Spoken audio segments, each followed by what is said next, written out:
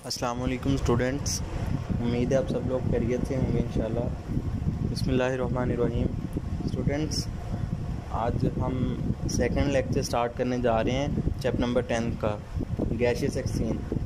ठीक है, इस टॉपिक के अंदर जो है हम गैशियस एक्सचेंज इन प्लांट्स को डिस्कस करेंगे। ठीक है, हम देखेंगे कि प्लांट्स के अंदर गैशियस एक्सचेंज जो है वो किस तरह से होता है, कौन कौन से स्ट्रक्चर्स हैं, क्या उनके पास कोई एक अलहदा से सिस्टम मौजूद होता है गैशियस एक्सचेंज के लिए या फिर नहीं होता है।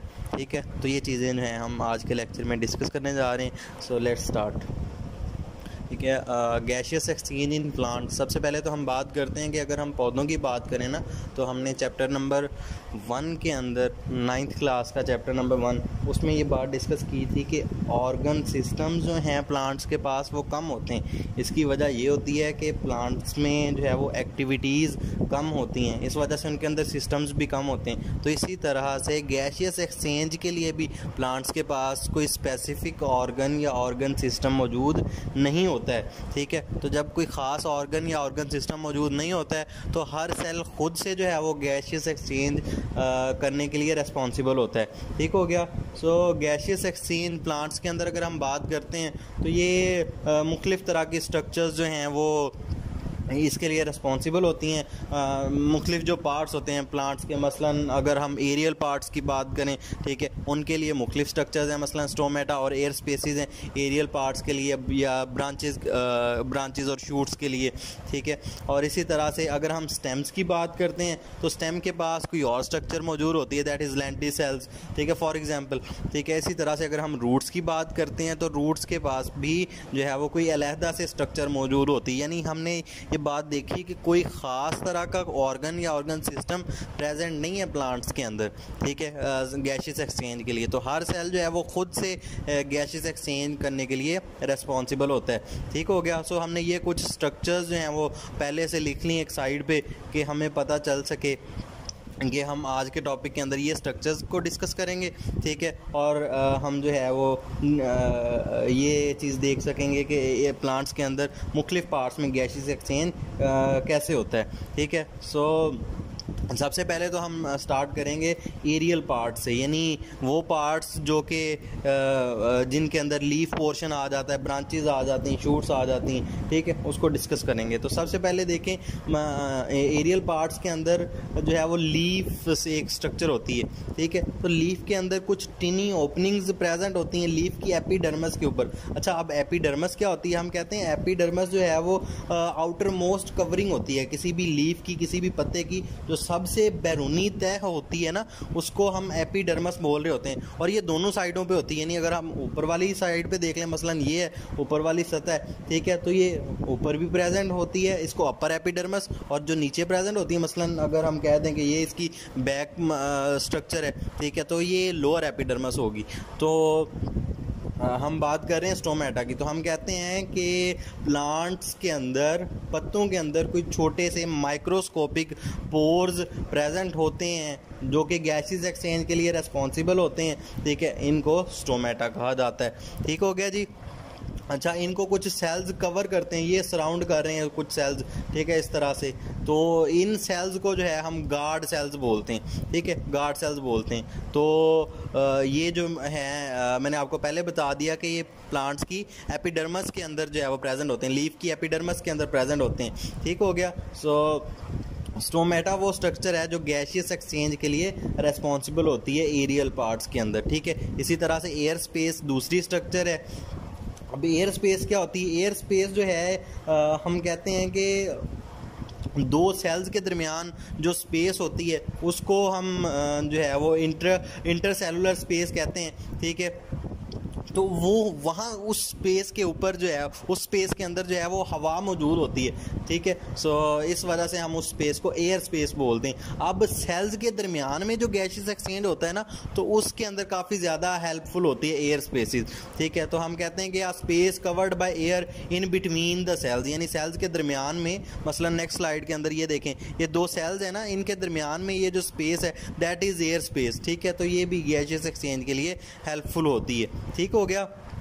सो ये सेल्स के जो है वो इनर पोर्शन के अंदर ये प्रेजेंट होती है, यानी इन बिटवीन द सेल्स होती है। ठीक हो गया। अच्छा, एक और तरह की स्ट्रक्चर प्रेजेंट होती है प्लांट्स के ऊपर।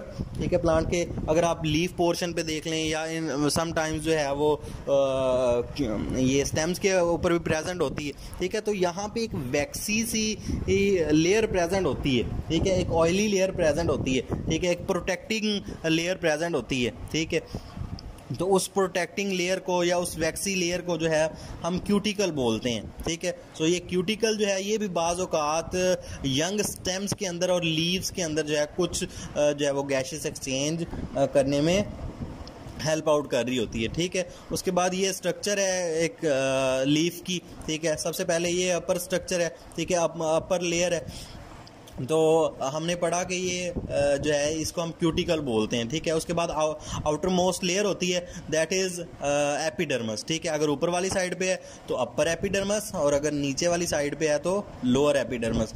ठीक है, उसके बाद यहाँ पे ये कुछ सेल्स प्रेजेंट होते हैं, दे आर मीजोफिल सेल्स। ये मीजोफिल सेल्स क्या होते हैं? ये स्पेशलाइज्ड सेल्स हैं जो कि सिर्फ और सिर्फ पत्ते के अंदर प्रेजेंट होते हैं, और ये स्पेशलाइज्ड होते हैं जी फोटोसिंथेसिस के लिए। ठीक है, सो फोटोसिंथेसाइजिंग जो सेल्स होते हैं दे आर मीजोफिल सेल्स। ठीक है, इनके दरमियान में जो स्पेस मौजूद है दैट इज़ एयर स्पेस। ठीक है, और यहाँ पे जो ओपनिंग है दैट इज़ स्टोमेटा। ठीक है, और स्टोमेटा के ज़रिए जो है वो एयर एंटर भी करती है और एयर जो है वो वापस भी आती है, लीफ भी करती है। ठीक हो गया। सो ये स्ट्रक्चर थी एक लीफ की।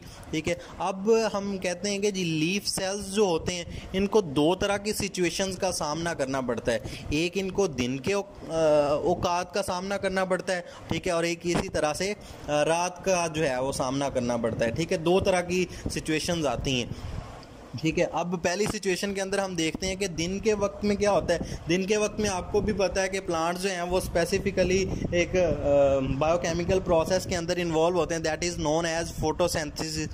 ठीक है जी, ये जो फोटोसिंथेसिस का प्रोसेस है यही वो प्रोसेस है जिसकी वजह से आज ज़मीन के ऊपर लाइफ पॉसिबल है। ठीक है, अगर ये फोटोसिंथेसिस ना हो तो ज़मीन के ऊपर लाइफ जो है वो पॉसिबल ना हो, इसकी ये वाली जो है वो प्रेजेंट फॉर्म के अंदर। ठीक है, क्योंकि ये जो है इधर से एनर्जी बनाते हैं। ठीक है, और इसी तरह से जो है वो ये ऑक्सीजन को रिलीज़ करते हैं। ठीक है, अच्छा अब हम बात करते हैं कि दिन के वक्त के अंदर गैसेस एक्सचेंज होता कैसे। तो दिन के वक्त में प्लांट्स दो काम कर रहे होते हैं, एक वो फोटोसिंथेसिस कर रहे हैं। ठीक है, और एक जो है वो रेस्पिरेशन कर रहे हैं। रेस्पिरेशन तो 24 घंटे ही होनी है ना। ठीक है, तो फोटोसिंथेसिस तभी होनी है जब जो है वो लाइट एनर्जी मौजूद होती है, यानी लाइट मौजूद होती है, सूरज की रोशनी मौजूद होती है, तो उस वक्त जो है वो फोटोसिंथेसिस होनी है। ठीक है, तो जाहिर सी बात है दिन के वक्त में फोटोसिंथेसिस होनी है। तो फोटोसिंथेसिस के अंदर फिर जो ऑक्सीजन बनती है, ठीक है, ये देखें फोटोसिंथेसिस में जो ऑक्सीजन बनती है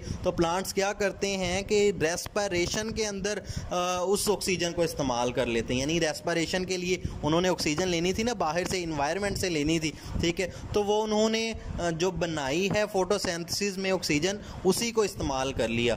ठीक है जी, और इसी तरह से रेस्पिरेशन में फिर जो कार्बन डाइऑक्साइड बनती है उसको इस्तेमाल कर लेते हैं फोटोसिंथेसिस के अंदर। ठीक है जी, सो दिन के वक्त में दो तरह की सिचुएशंस हैं, फोटोसिंथेसिस है और एरोबिक रेस्पिरेशन है। तो हम कहते हैं जी ऑक्सीजन जो कि फोटोसिंथेसिस में बनती है वो सेलुलर रेस्पिरेशन में इस्तेमाल हो जाती है, और इसी तरह से कार्बन डाइऑक्साइड जो सेलुलर रेस्पिरेशन के अंदर बनती है, ठीक है, वो फोटोसिंथेसिस में इस्तेमाल हो जाती है। ठीक है, तो ये इस तरह से यानी कोई बहुत ज़्यादा फिर गैसेस एक्सचेंज नहीं करना पड़ता। अगर बाज़ औक़ात ऐसा हो कि फोटोसिंथेसिस प्लांट जो है वो ज़्यादा कर रहे हैं, ठीक है, तो ऑक्सीजन एक्सेस अमाउंट में बनेगी ना, इधर से भी ज़्यादा यानी जितनी चाहिए होगी उससे भी ज़्यादा बनेगी, तो प्लांट सिंपली जो है स्टोमेटा के ज़रिए ऑक्सीजन को निकाल देंगे। और इसी तरह से जो है अगर उन्हें कार्बन डाइऑक्साइड की ज़्यादा ज़रूरत है, ठीक है, तो वो एनवायरनमेंट से ले लेंगे दिन के वक्त में भी। ठीक है, तो उसके बाद आते हैं जी रात के वक्त की बात करते हैं। ठीक है, तो इसके रात को जो है वो कोई फोटोसिंथेसिस नहीं हो रही होती।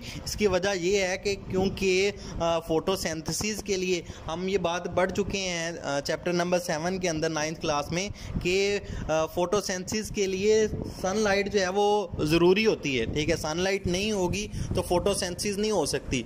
ठीक है, तो फिर इसका मतलब है कि रात को सिर्फ और सिर्फ रेस्पिरेशन की ज़रूरत होती है। ठीक है, या प्लांट्स जो है वो सिर्फ और सिर्फ रेस्पिरेशन कर रहे होते हैं, ठीक है। तो सिंपली उन्हें ऑक्सीजन की ज़रूरत है। अब वो ऑक्सीजन जो है वो इन्वायरमेंट से ले लेते हैं, ठीक है, और जो कार्बन डाइऑक्साइड बनती है उसको जो है वो इन्वायरमेंट के अंदर ही रिलीज़ कर देते हैं।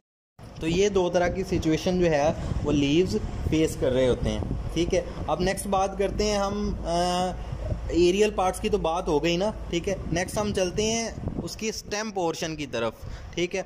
तो स्टेम पोर्शन के अंदर हम देखते हैं कि प्लांट्स ने कुछ और तरह की स्ट्रक्चर्स अडॉप्ट की होती हैं, ठीक है। मसलन अगर हम वुडी स्टेम्स की बात करते हैं या मैच्योर रूट्स की बात करते हैं, उनकी सारी की सारी सरफेस जो है एक कवरिंग से, आउटर मोस्ट कवरिंग जो है एक आप कह सकते हैं कि छाल से कवर अप हुई होती है, ठीक है। और वो छाल जो है वो अलाउ नहीं करती गैसेस को और वाटर को जो है वो पौधे के अंदर जा सके, ठीक है, या फिर पौधे से बाहर आ सके।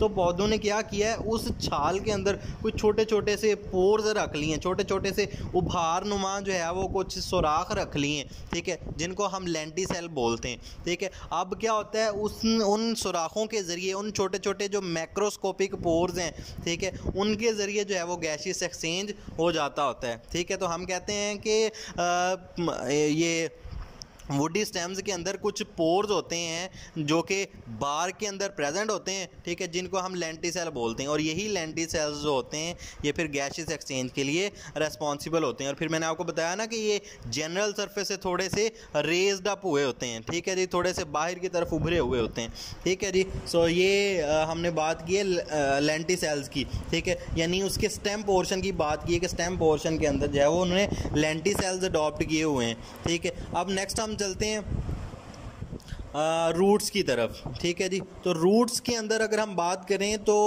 प्लांट्स ने जो है वो यहाँ पे अडॉप्टेशन किया कि ये यहाँ पे वो सिंपली अपनी सरफेस को, ठीक है, यानी जनरल सरफेस को बहुत ज़्यादा थिनर रखते हैं ताकि उधर से डिफ्यूजन के ज़रिए जो है वो गैसियस एक्सचेंज हो सके, ठीक है। तो यहाँ से जो है वो बहुत आसानी से सिंपली जो है वो जड़ों के पास जो ज़मीन के अंदर मौजूद होती है कार्बन डाइऑक्साइड और ऑक्सीजन, ठीक है जी, उसी ऑक्सीजन को यहाँ से ले लेते हैं, ठीक है, और कार्बन डाइऑक्साइड जो इनकी बॉडी में बनती है, प्लांट्स की बॉडी में, ठीक है, उसको जो है वो उसी ज़मीन के अंदर ही ये निकाल देते हैं, ठीक है जी, अपनी सराउंडिंग्स के अंदर जो है वो निकाल देते होते हैं, ठीक है। तो सिंपली हम कहते हैं कि रूट्स के अंदर जो है वो डिफ्यूजन के प्रोसेस के ज़रिए जो है वो जनरल सरफेस से, ठीक है, डिफ्यूजन होती है और सिंपली जो है वो वहाँ से ऑक्सीजन को लेते हैं और वहीं पे कार्बन डाइऑक्साइड को निकाल देते होते हैं, ठीक है जी।